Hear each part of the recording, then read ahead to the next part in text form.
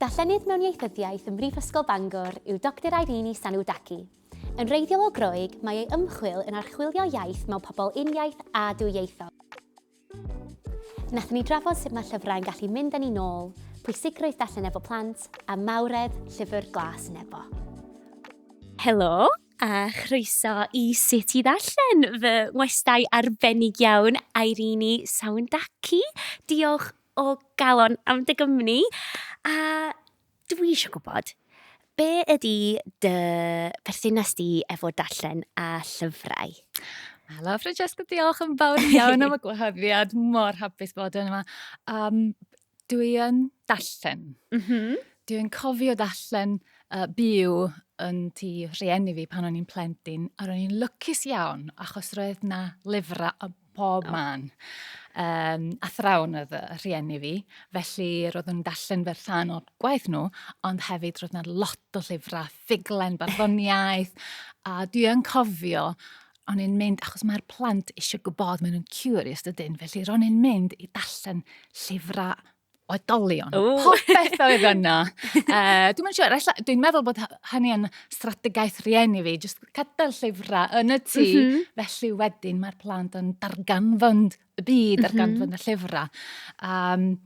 Felly ro'n i'n jyst yn darllen trwy'n amser efo rhieni, mynd i'r llyfrgell a dewis llyfrau, neu cael llyfrau fel anrhegion. A dweud y gwir, wedyn mae'r llwybr nes i dewis yn y bywyd fi oedd achos o'n i'n caru llyfrau. O'n i'n meddwl, be dwi'n mynd i astudio? Os dwi'n astudio, be dwi'n mynd i wneud fel swydd? Doedd gen i ddim syniad o gwbl. Ond o'n i'n gwybod, o'n i'n licio darllen. Felly astudio llenyddiaeth, ieithyddiaeth, philology, oedd y gradd nes i. Mwyn darllen mwy. A wedyn nes i ddim yn cariad efo ieithyddiaeth, a dyma be dwi'n neud fel swydd rwan. A dwi'n lwcus iawn achos dwi'n parhau i ddarllen fer rhan o'r swydd fi. Ti mor brysur wrth gwrs yn darlithio, felly sut wyt ti'n ffitio mewn amser i ddarllen? Dwi'n darllen llyfrau ac erthyglau academaidd fel rhan o'r swydd. Enghraifft rwan dwi'n darllen llyfr am therapi iaith a lleferydd, am datblygiad iaith plant, dwyieithrwydd, beth ydyn ni'n dysgu myfyriwr yn y Mhrifysgol mewn gradd ieithyddiaeth. Darllen barddoniaeth neu ffuglen neu bethau fel hyn. Sgyn i ddim lot o amser ar hyn o bryd, a enwedig ar ôl cael plant efo teulu. Wrth gwrs. Mae'r amser yn bryd iawn.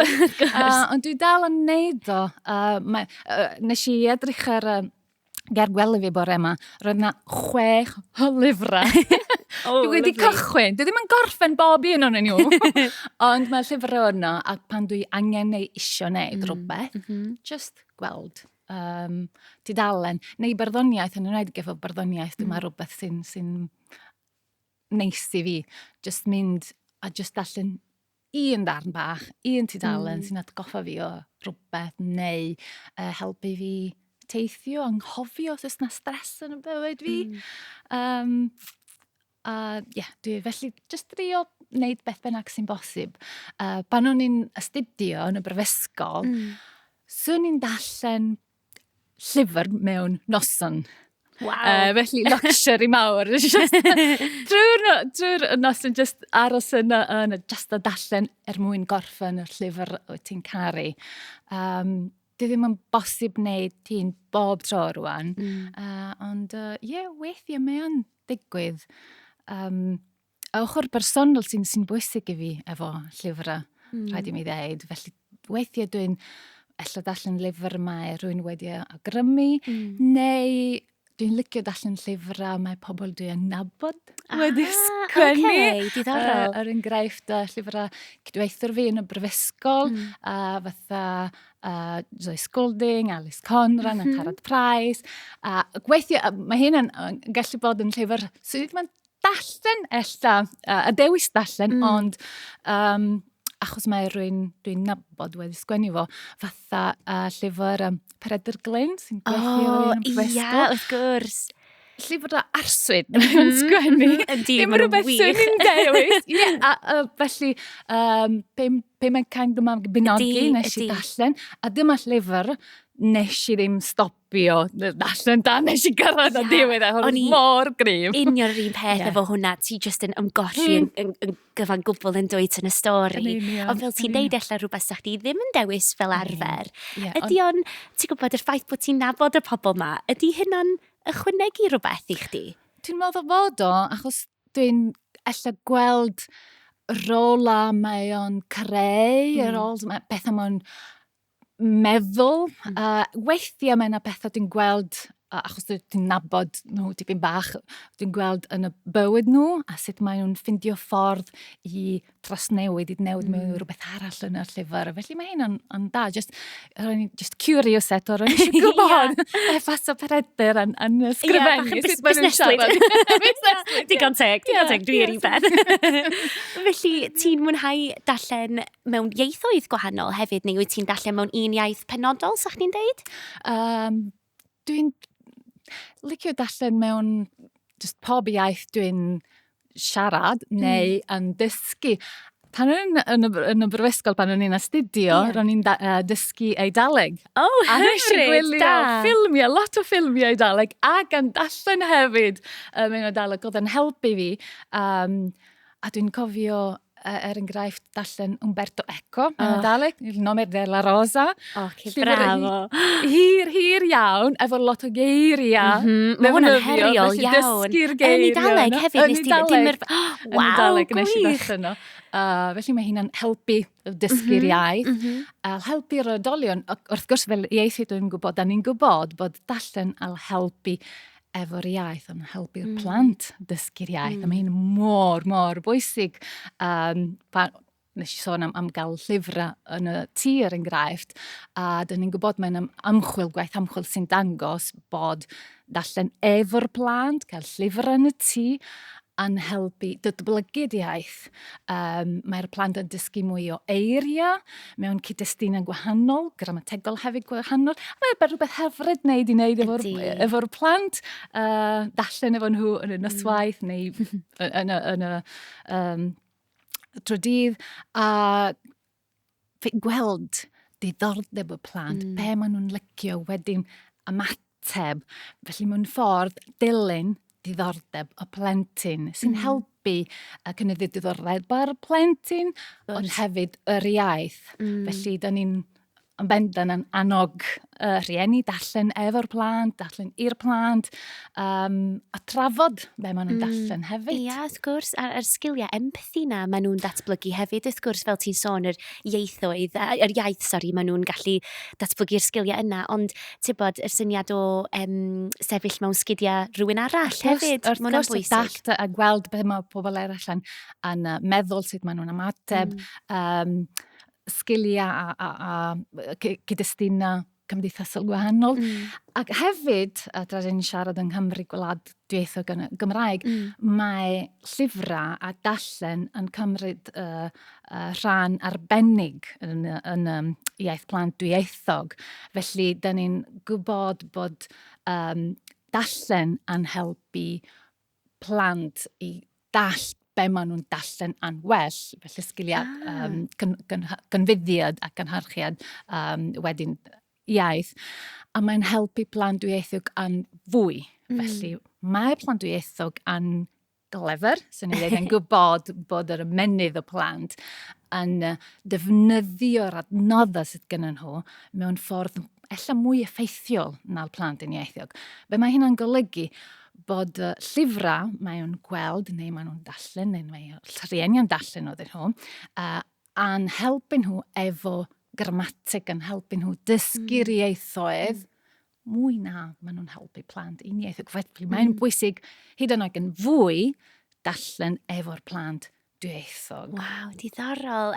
Sôn am blant felly, oes na lyfrau ti'n cofio o dy blynt yn dod di, ti'n gwybod, yr llyfrau sydd wedi aros yn y cof, yr rai arbennig I chdi?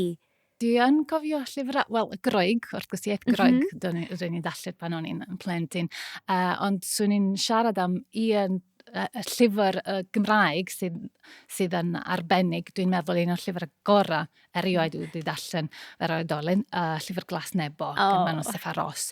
Mae hi'n yn wir yn meistrogol, mae'r llyfr mor arbennig.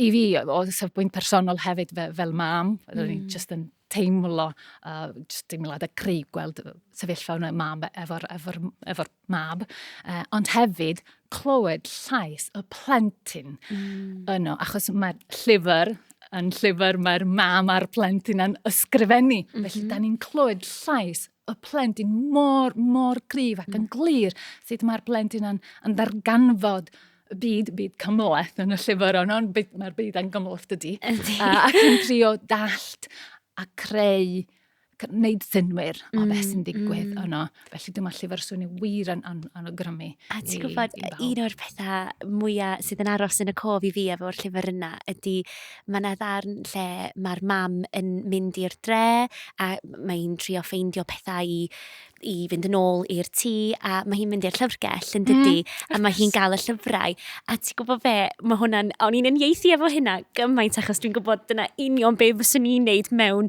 rhyw fath o unrhyw emergency swn i'n mynd i'r llyfrgell a dwi'n cofio pan, chydig o flynyddoedd yn ôl ar dechrau'r cyfnodau clo o'n i'n gweithio mewn llyfrgell ac o'n i wedi rhoi bocs ar ôl bocs o lyfrau yn y car i fynd adre efo fi achos doeddwn i ddim yn gwybod pryd fysa bywyd yn mynd yn ôl i'r arfer felly oedd darllen y llyfr yna a mae'n ryfedd yn di so mae hwnna wastad yn aros yn y cof i fi fel yr syniad o mynd i'r llyfrgell fel dim fel yn unig fel rhywle i fwynhau ac yn gael llyfrau ond fel rhywbeth hanfodol fel i gael llyfrau fel rhywbeth sydd wir yn helpu ni yn meddyliol be ti'n meddwl? Wyt ti'n teimlo fel mae llyfrau neu darllen yn rhywbeth sydd yn dda i ni? Wrth gwrs mae'n dda i ni. Nes i siarad am sut mae'r llyfr yn helpu plant dysgu geiriau, mae hyn yn helpu efo'r ysgol a llwyddiant academaidd. Wedyn, mae hyn yn helpu ni fel pobl, mae'n rhan o'r bywyd ni, just darllen. Fel cerddoriaeth sy'n ei dweud, rhywbeth sy'n agos iawn a pwy da ni. A dwi wedi dod â llyfr efo fi. Diolch yn fawr. Llyfr pwysig i fi. Llyfr taid fi efo Madinaddys sydd yn barddoniaeth poblogaidd o Greta, dwi'n dod yn Ysgreta. Felly roedd taid fi yn canu ac yn deud Madinaddys, 2 llinell sy'n odlu hefyd, maen nhw. A roedd o wedyn, dwi'n cofio taid fi, pan oedd yn hen iawn, just pan oedd o'n cofio un o'n Madinaddys yma, roedd o'n just ysgrifennu, a wedyn nath anti fi gyhoeddi llyfr efo'r Madinaddys. A mae'n deud, olwys o gosmos na gai keto pagalochori, dorus o spiti mi gai iediega pomnia gori.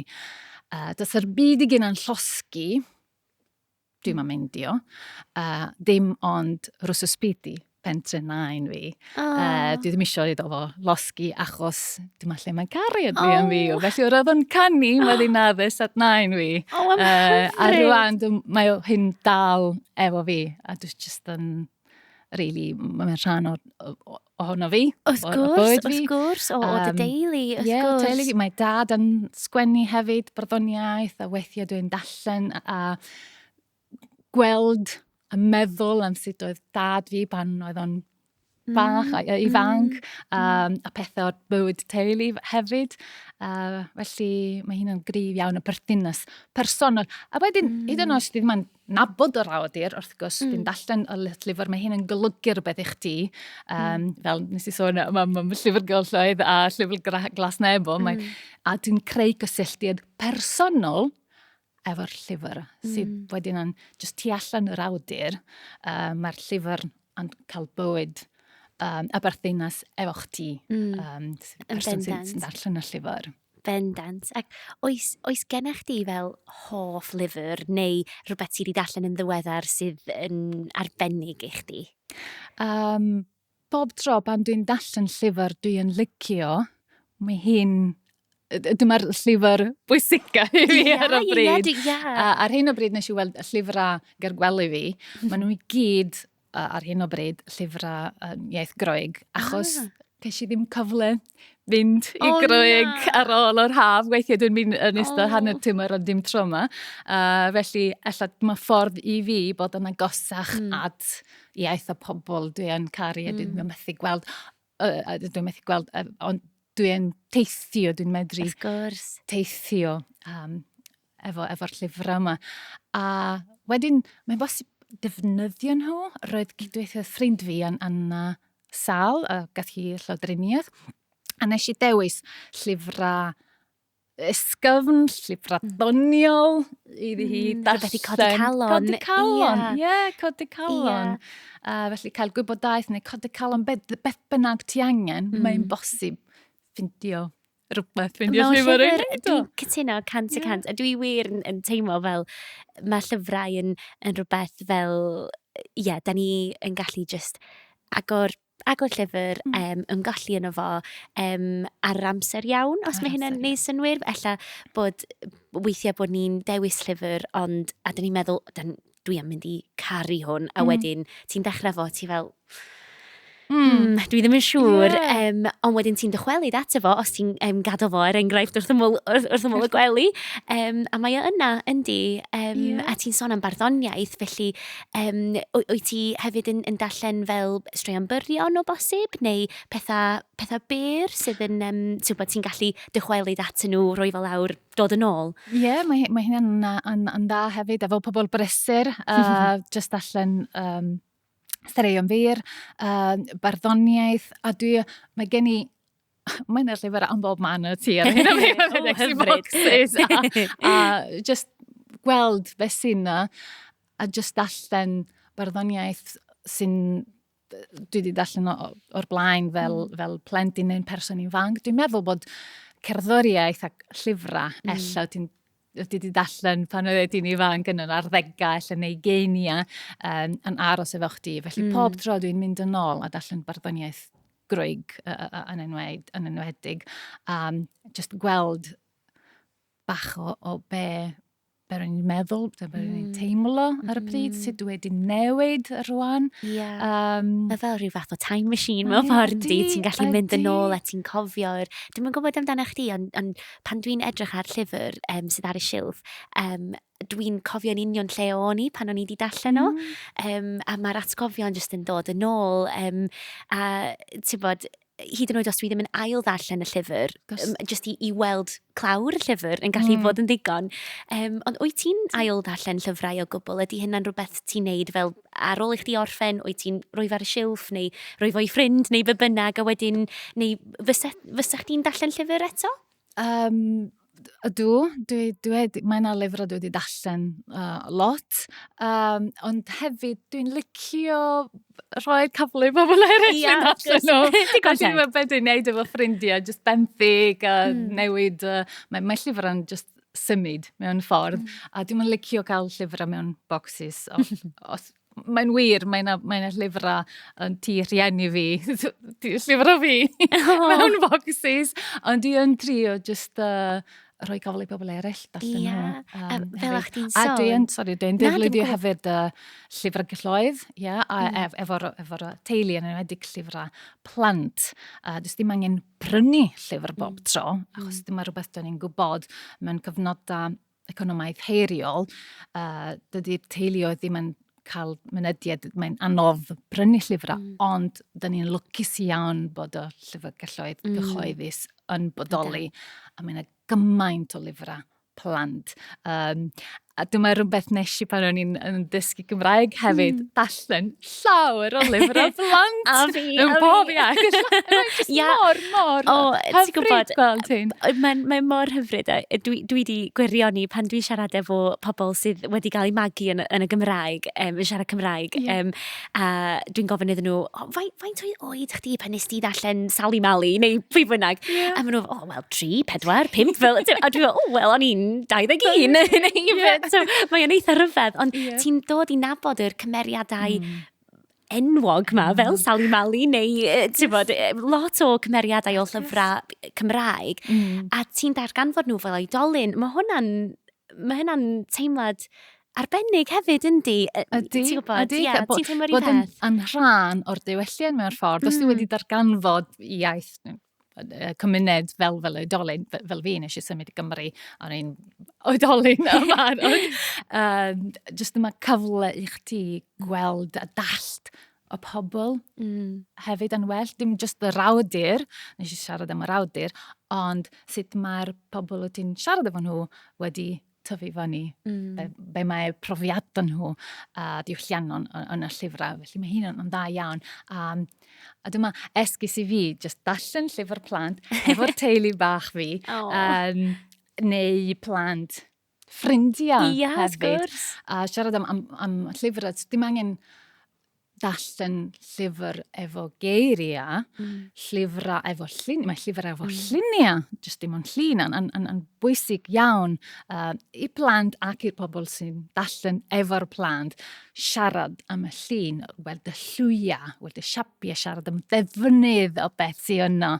A dyma rhywbeth dyn ni'n gwybod bod yn helpu'r plant hefyd a creu'r perthynas efo'r rhiant neu rhywun sy'n darllen a llyfr efo nhw. Sori, dwi'n siarad am plant. Na, dim problem o gwbl. Dim problem o gwbl. Wel, sôn am plant felly. So, o'ch ti'n sôn am pan o'ch ti'n blentyn, o'ch ti'n gweld llyfrau mob man yn y tŷ.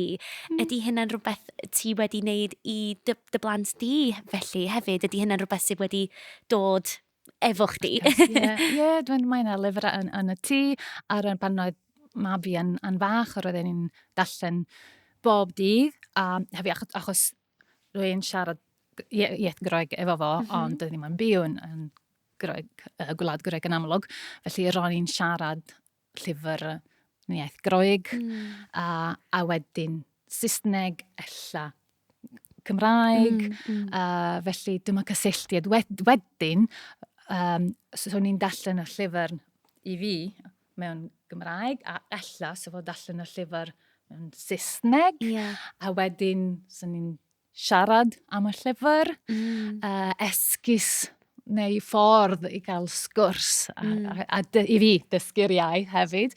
Mae yna lot o bethau dwi'n medru wneud efo llyfr, just rhoi cyfle i'r plant. A dyn ni'n gwybod yn wneud efo plant dwyieithog, y ffaith bod yna lyfrau yn y tŷ yn helpu plant darganfod y llyfrau a helpu efo'r iaith, a helpu efo gynfyddiad iaith, iddyn nhw darllen a dallt be maen nhw'n darllen. A maen nhw'n cŵl. Ydy, dwi'n cytuno. Ond mae hynna'n hyfryd, a ti'n gwybod beth ti'n sôn am efo yr syniad o un person yn darllen mewn un iaith, person arall yn darllen ella'r un stori mewn iaith arall. Felly mae'n helpu creu cysylltiad neu dealltwriaeth o bosib o hunaniaeth hefyd. Ydy hynna'n, ti'n teimlo fel mae hynna'n digwydd hefyd? Mae iaith a llyfr yn rhan o'r hunaniaeth ni. A gweld be mae'r llyfr yn golygu chdi mewn pob iaith. Un lyfr actually dwi'n darllen mewn bron pob iaith dwi wedi dysgu ydy Tywysog Bach, Don Saint-Exupéry. Dwi'n ffymodd. A mae hyn yn just gymryd siap newydd mewn pob iaith dwi'n darllen y llyfr. Neges bwysig eto plentyn, a sut mae'r plentyn yn gweld y byd. Ac yn neud i fi feddwl bod y plant yn bobl.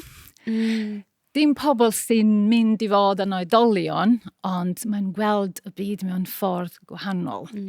A nes i darllen y Tywysog Bach mewn iaith Groeg pan o'n i'n plentyn, ac yn meddwl am cariad, a darllen tipyn bach o be oedd yn siarad, cariad y mynydd, a wedyn darllen yr un llyfr mewn Saesneg, ella Daleg hefyd, y Cymraeg, a gweld be oedd yn bwysig i fi mewn pob iaith, pob ateg bywyd fi, achos oedd ni'n tyfu fyny, ac ella geiriau, sut oedd y geiriau'n wahanol i fi, mewn pob sefyllfa. Felly, hunaniaeth, mae'r llyfr yn tyfu fan i efo chdi hefyd mewn ffordd. Felly tysig bach, mae'n lyflu. Dwi wrth fy modd efo'r llyfr yna hefyd. Mae o'n mor prydferth. A ti'n bod, dwi'n meddwl, fel da ni'n sôn am hunaniaeth a ieithoedd gwahanol hefyd, dwi hefyd yn teimlo fel gyda ni gymaint o lyfrau rwan fel y llyfr yna, enghraifft perffaith, ond dwi'n meddwl lle mae plant yn gallu gweld eu hunan yn y llyfr a cynrychiolaeth o bosib. A dwi'n meddwl bod hynna'n rhywbeth pwysig iawn hefyd, bod pobl yn gweld, dim bob tro wrth gwrs, ond bod pobl yn gweld eu hunan mewn llyfrau, yr cymeriadau ac ati neu'r stori. Mae hwnna'n rhywbeth, a dwi'n siŵr bod ti wedi cael yr un profiad, dwi'n gwybod dwi wedi efo yr cymeriadau gyntaf nes i ddarllen Merched Idaleg enghraifft mewn llyfrau, ac yn gweld ti'n gallu uniaethu, mae rhywbeth ti just yn dallt am y gymeriad, felly ydy hynna'n rhywbeth sydd wedi bod yn pwysig i chdi fel darllenwr, ti'n bod ers i chdi fod yn plentyn ac yn darganfod straeon a chymeriadau hefyd?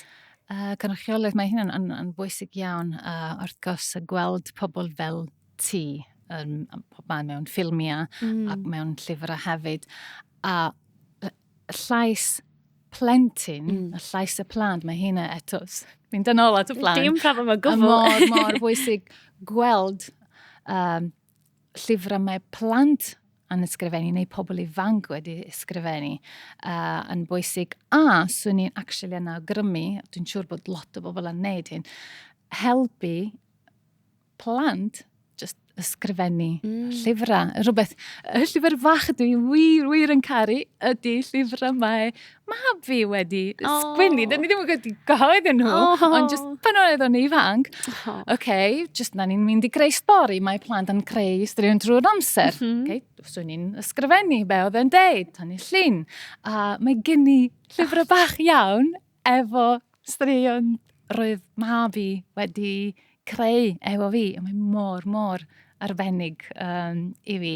Felly gweld cymeriadau sy'n gynrychioli bwy wyt ti, ond hefyd really cael llais y plentyn. A mae hynna'n diddorol yndi, achos mae yna gymaint o lyfrau mewn gymaint o ieithoedd gwahanol, lle mae'r prif llais yn y llyfr ydy llais plentyn. Mae lot o bobl, dwi'n siŵr, dwi'n cofio dyddiau ysgol, o'n i'n mynd trwy addysg iaith Saesneg yng Nghymru, ac oedd rhaid i ni darllen lot o lyfrau gwahanol, ond oedd na un, The Catcher in the Rye, enghraifft sydd yn sôn am perspektif hogyn ifanc a llais fo ydi o. A dwi'n gwybod, dwi wedi darganfod o fel oedolyn pan o'n i'n astudio yn y Mhrifysgol, oedden ni wedi darllen o yn Saesneg yn diddorol, achos pan dwi'n deud hyn i ffrindiau, maen nhw fel, be ti wedi darllen y llyfr yma yn Saesneg, dim yn y Gymraeg? A dwi wedi darllen o yn Gymraeg rwan, ond o'n i'n astudio modiwl o'r enw Welsh Writing in English, ac ar y modiwl oedd llyfr One Moonlit Night, a dwi'n siŵr mae pawb yn nabod enw gwahanol yn y Gymraeg, wrth gwrs, sydd yn llyfr enwog iawn, a llais y plentyn sydd yn hwnna hefyd. Felly, tybed os dyna pam mae'r llyfrau yma mor boblogaidd, achos ti'n bod, hyd yn oed fel oedolyn, ti'n clywed llais y plentyn, ydy o'n atgoffa ni o fod yn plentyn? Ydy o'n rhywbeth da ni'n... dwi ddim yn siŵr. Dwi ddim yn siŵr chwaith. Ond mae'n rhywbeth yna ella, dyn ni atgoffa o sut ydyn ni fel plentyn, achos mae erfenna yna yn aros efo ni ac yn dydbogi efo ni. A dyn ni'n dallt ella llais mewn ffordd gwahanol, ond mae profiad yma fel plentyndod yn aros efo ni hefyd. Felly, dwi ddim yn siŵr, ond mae wir rhywbeth sydd yn bwysig yno efo plant, llais y plant mewn llyfrau. Wel, sôn am mwynhau felly, oes na gyfnodau lle ti heb fwynhau darllen, neu ti'n bod, pryd mae bywyd yn brysur iawn, a ti'n bod, mae pethau eraill yn blaenoriaeth. Wyt ti wedi cael cyfnodau lle ti ddim di troi at llyfrau, neu jyst ddim di cael amser? Wel, dwi'n lycus mod i'n gorfod darllen fel rhan o'r gwaith y fi. Ond weithiau, sgyn i ddim amser i darllen tu allan o'r gwaith. Dwi'n trio cael bath hir. Neis, ia. Darllen mewn y bath os dwi'n medru. A weithiau mae'n gyfnod lle dwi'n teimlo bach yn euog, achos dwi ddim yn darllen lot. Sgyn ddim egni i wneud o, felly dyma pam dwi'n drio wneud o peth yn hawdd. Os angen just wneud penderfyniad i darllen neu creu rhywbeth gwahanol, beth i'n wneud bob beth dydd, wedyn bydd hi'n anoddach. Ond os mae'r llyfr yno, wedyn mae hi'n yn hawdd. Felly, dwi'n trio peidio teimlo yn euog. Yn gyffredinol sy'n o beth da. A wedyn wedyn mynd i ail gachwyn. Yndi, i beidio fod yn galed ar ein hunan, dwi'n meddwl. Mae hynna'n peth da. Hyd yn oed os ti yn mwynhau darllen, ti'n bod, weithiau ti yn teimlo fel, os ti ar book talk neu ti'n bod, ar cyfryngau cymdeithasol gweld gymaint o lyfrau newydd yn dod allan, sydd yn wych wrth gwrs, ond mae'n gallu bod chydig bach yn overwhelming hefyd yndi, felly mae'n pwysig i beidio fod yn galed. Teimlo'n euog, achos ti'n bod, mae bywyd yn prysur, ond y peth pwysig ydy, mae llyfrau wastad yma i ni. Dyna di'r peth. Diolch o galon i chdi. Sut ydw i'n deud diolch yn Groeg? Sut ydw i'n deud hwnna? Efcharisto. Efcharisto? Perffaith.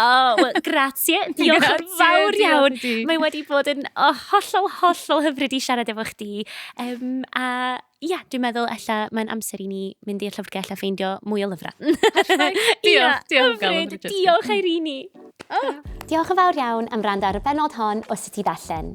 Mae restr o'r llyfrau da ni wedi trafod heddiw ar gael yn ysgrifiad y bennod. A chofiwch fod yr holl gyfrolau ar gael o'ch siop lyfrau neu lyfrgell leol. Mae modd gwrando ar benodau eraill y gyfres yn y llefydd arferol, neu ewch i YouTube i wylio.